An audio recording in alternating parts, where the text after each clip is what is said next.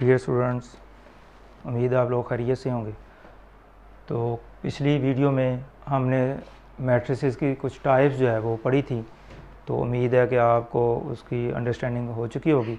अब उन्हीं को बेस बना के हम एक्सरसाइज 1.2 की तरफ चलते हैं। तो जस्ट ये उसकी प्रैक्टिस के तौर पर हैं जो चीज़ें हमने इससे पिछली वीडियो में सीखी थी। तो क्वेश्चन नंबर 1 जो है, इसमें आपने आइडेंटिफाई करना है कि स्केयर मैट्रिक्स कौन से हैं, यूनिट मैट्रिक्स और रो मैट्रिक्स, कॉलम मैट्रिक्स और नल मैट्रिक्स, वो इसमें से आइडेंटिफाई करना है। तो कल की डेफिनेशन को मद्देनज़र रखते हुए हम इसको जस्टिफाई करते हैं। तो मैट्रिक्स ए जो है, इसमें तमाम एलिमेंट्स जो है वो ज़ीरो दिए हुए हैं। तो आपको याद होगा कि जिसमें तमाम एंट्रीज जो है वो ज़ीरो हों तो उसको हम नल मैट्रिक्स या इसको ज़ीरो मैट्रिक्स भी कहते हैं, क्योंकि इसमें तमाम एंट्रीज ज़ीरो हैं, इसलिए ये नल मैट्रिक्स है। अब इसको अगर देखें मैट्रिक्स बी को, तो इसमें जस्ट आपको एक 1 रो नज़र आ रही है। तो ऐसा मैट्रिक्स जिसमें सिर्फ और सिर्फ एक रो होगी उसको हम रो मैट्रिक्स का नाम देंगे। कल भी ये बात आपको बताई थी कि रो मैट्रिक्स में कॉलम की तादाद जो है वो जितनी मर्ज़ी हो सकती है, उसको हम कंसिडर नहीं करते। जस्ट 1 रो है तो बस रो मैट्रिक्स होगा।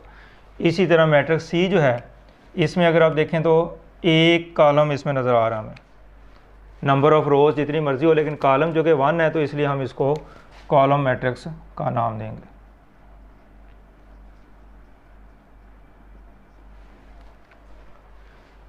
इसी तरह मैट्रिक्स डी जो है, इसमें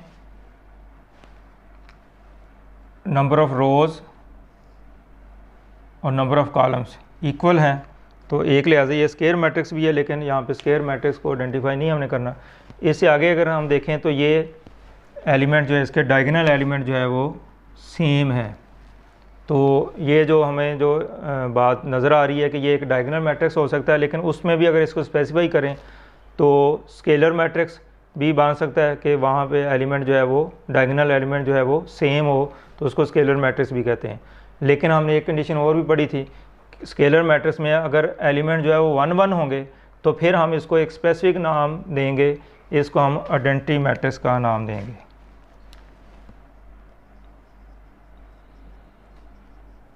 आइडेंटिटी मैट्रिक्स, या इसको यूनिट मैट्रिक्स भी कल बताया था आपको, तो यूनिट मैट्रिक्स भी इसको कह सकते हैं। नेक्स्ट जो है मैट्रिक्स ई जो है, इसमें भी तमाम एंट्रीज ज़ीरो हैं। तो तमाम एंट्रीज ज़ीरो हों तो उसको हम नल मैट्रिक्स का नाम देंगे।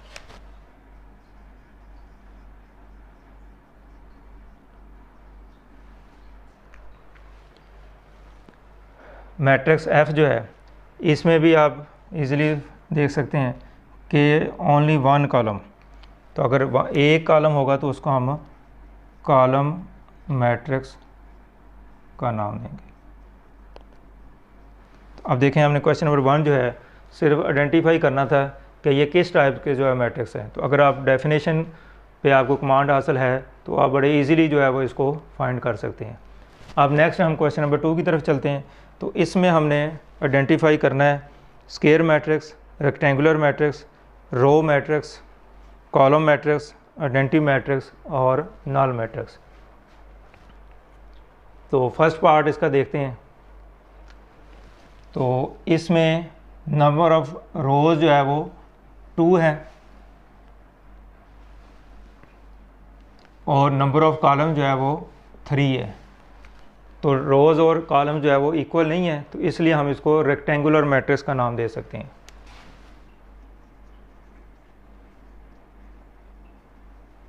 Rectangular matrix. इसी तरह पार्ट 2 की तरफ हम चलें तो इसमें भी आपको नज़र आ रहा है कि सिर्फ जस्ट ओनली 1 कॉलम। तो चूँकि इसमें एक ही कॉलम है, लिहाजा इसको हम कॉलम मैट्रिक्स का नाम देंगे।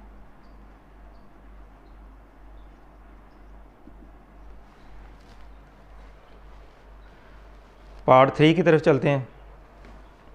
इसमें नंबर ऑफ़ रोज़ जो है वो भी 2 और नंबर ऑफ़ कॉलम जो है वो भी 2। तो चूँकि रोज़ और कॉलम जो है वो इक्वल हैं, इसलिए हम इसको स्क्वायर मैट्रिक्स का नाम दे सकते हैं, स्क्वायर मैट्रिक्स।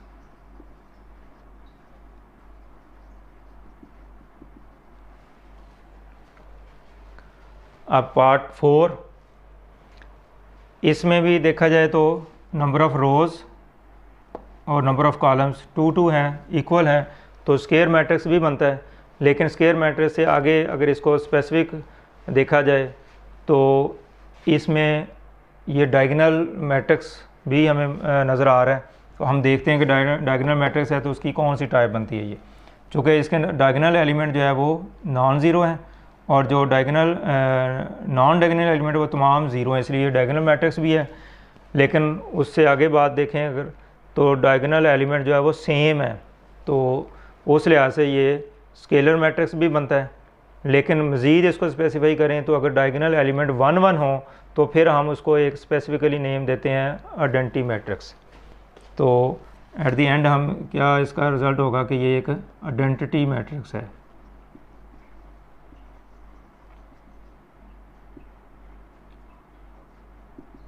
या इसको यूनिट मैट्रिक्स भी कहते हैं। चूँकि अगर डायगोनल एलिमेंट सेम हो और 1 1 हो तो फिर हम इसको यूनिट मैट्रिक्स भी जो है वो फाइनली कहेंगे। अब नेक्स्ट जो पार्ट है इसमें तमाम एंट्रीज जो है वो ज़ीरो हैं, तो तमाम एंट्रीज ज़ीरो हो, जैसे पिछले क्वेश्चन में पढ़ा था, तो ये नल मैट्रिक्स होगा या इसको ज़ीरो मैट्रिक्स कहते हैं। अब नेक्स्ट अगले पार्ट की तरफ चलते हैं। तो इसमें भी अगर आप गौर करें तो नंबर ऑफ़ रोज़ जो है 3 और नंबर ऑफ़ कॉलम जो है वो भी 3 है। तो स्क्वायर मैट्रिक्स जो है वो ये महसूस हो रहा है। अब इसको स्पेसिफिकली हम देखते हैं कि क्या स्क्वायर मैट्रिक्स के बाद के डायगोनल या उसकी कोई टाइप जो है उस टाइप उसकी तरफ तो नहीं जा रही ये बात। तो अब पहले तो ये देखें डायगोनल मैट्रिक्स है ये, तो इसके डायगोनल एलिमेंट जो नॉन ज़ीरो हैं, लेकिन जो नॉन डायगोनल एलिमेंट है वो तमाम ज़ीरो नहीं है, लिहाजा ये डायगोनल मैट्रिक्स नहीं हो सकता। अगर डायगोनल नहीं है तो फिर स्केलर या आइडेंटिटी मैट्रिक्स तो बिल्कुल भी नहीं बात बन सकती। तो लिहाजा रिज़ल्ट क्या हुआ कि ये जस्ट एक स्क्वायर मैट्रिक्स है।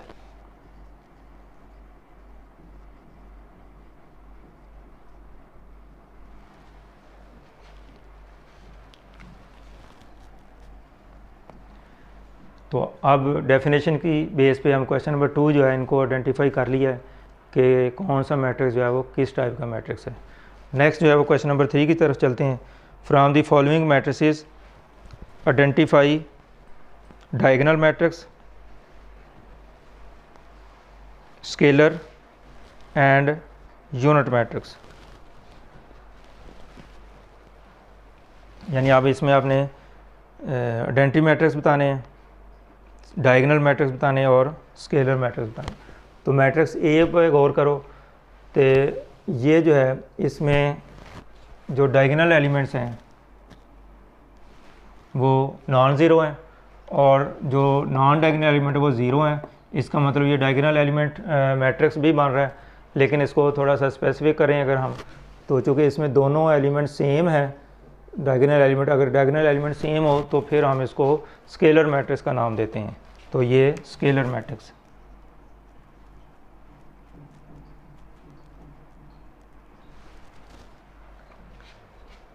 इसी तरह मैट्रिक्स बी जो है इसमें देखें जो डायगोनल एलिमेंट है वो तमाम ज़ीरो नहीं है और जो नॉन डायगोनल एलिमेंट है वो ज़ीरो है। तो उस हिसाब से ये डायगोनल मैट्रिक्स बनता है। लेकिन थोड़ा इसको मज़ीद भी चेक कर लें कि क्या ये स्केलर या आइडेंटिटी मैट्रिक्स तो नहीं। तो उसके लिए स्केलर मैट्रिक्स होने के लिए ये दोनों एलिमेंट सेम होने चाहिए, जो कि सेम नहीं है।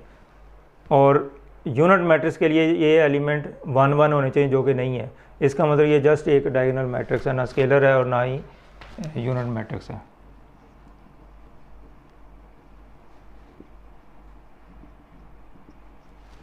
अब मैट्रिक्स सी की तरफ चलते हैं।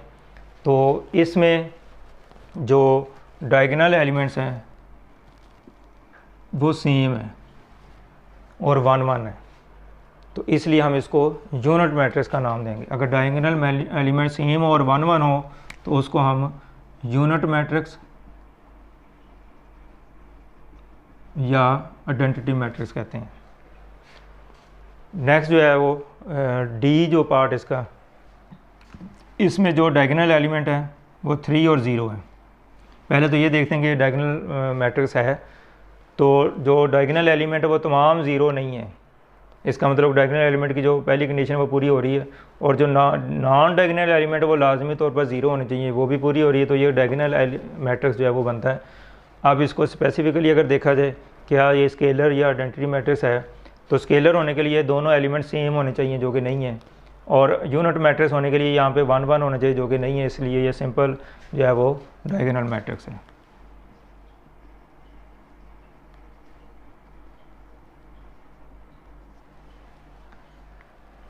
नेक्स्ट जो मैट्रिक्स ई जो है, अच्छा इसमें थोड़ी सी कन्फ्यूजन ये है कि 5 - 3, अगर आप चाहें तो आप इसको सिंपलीफाई भी कर सकते हैं। 5 - 3 2 0 0 2, तो एक्चुअली ये एक ही एलिमेंट को शो कर रहा है, तो इसको सिंपलीफाई करके या वर्बली आप इसको देख लें। तो अब अगर आप इसको गौर करें तो डायगोनल एलिमेंट जो है वो नॉन ज़ीरो है और नॉन डायगोनल एलिमेंट जो है वो तमाम ज़ीरो हैं, तो इसलिए डायगोनल मैट्रिक्स भी है। अब हम देखते हैं कि डायगोनल मैट्रिक्स है तो इसकी कौन सी टाइप बनती है, स्केलर है या यूनिट मैट्रिक्स है। तो ये दोनों एलिमेंट चूँकि सेम है, तो सेम हो तो उसको हम स्केलर मैट्रिक्स का नाम देते हैं, और यूनिट के लिए 1 1 होना चाहिए, तो ये 1 1 तो नहीं है, तो चूँकि सेम है इसलिए हम इसको स्केलर मैट्रिक्स का नाम देंगे।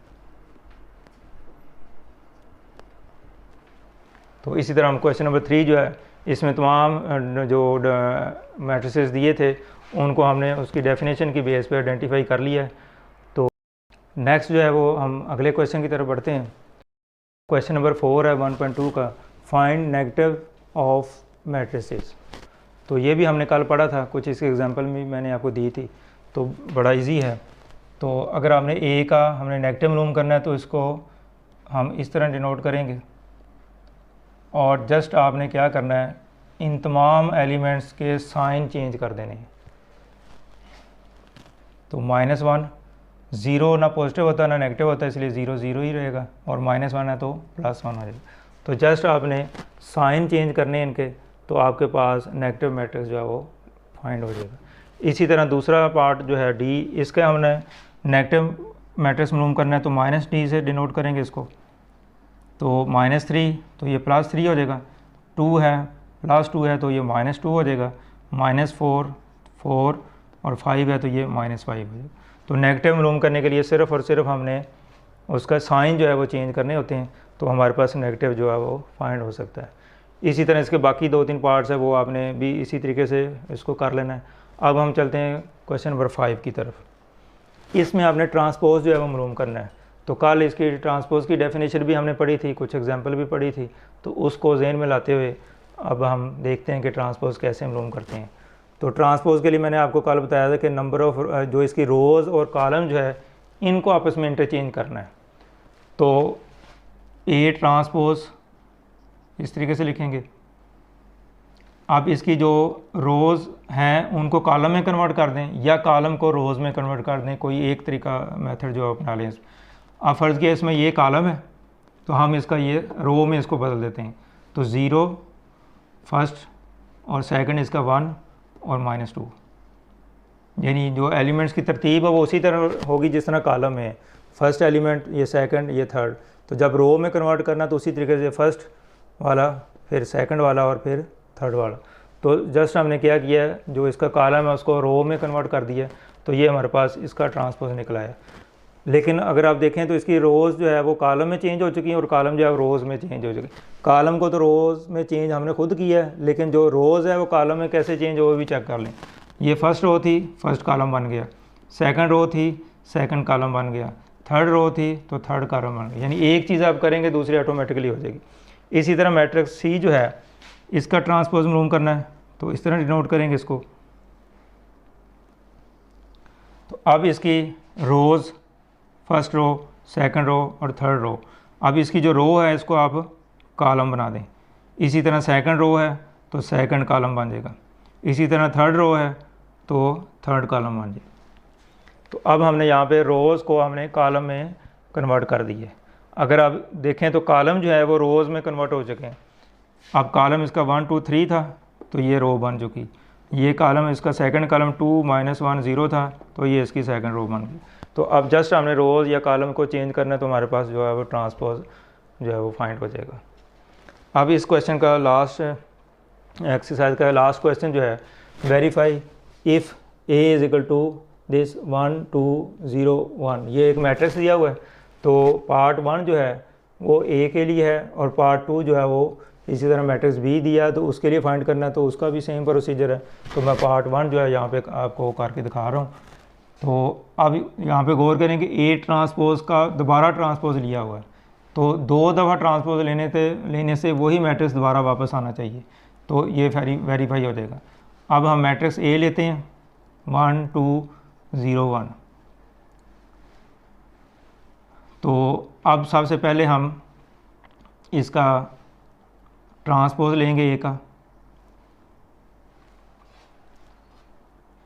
तो ट्रांसपोज में इसकी रो इसको कॉलम बना दें जैसे आपने इस क्वेश्चन में पढ़ा है। इसी तरह सेकंड रो इसकी 0 1 है तो ये कॉलम बनेगा 0 1।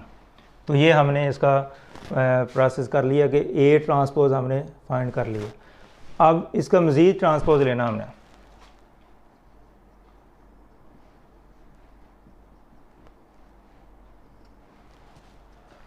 अब इसी मैट्रिक्स का अगर दोबारा ट्रांसपोज ले लेंगे तो ये 1 0 इसकी रो है तो ये कॉलम बन जाएगा और 2 1 इसकी रो है तो ये कॉलम बन जाएगा।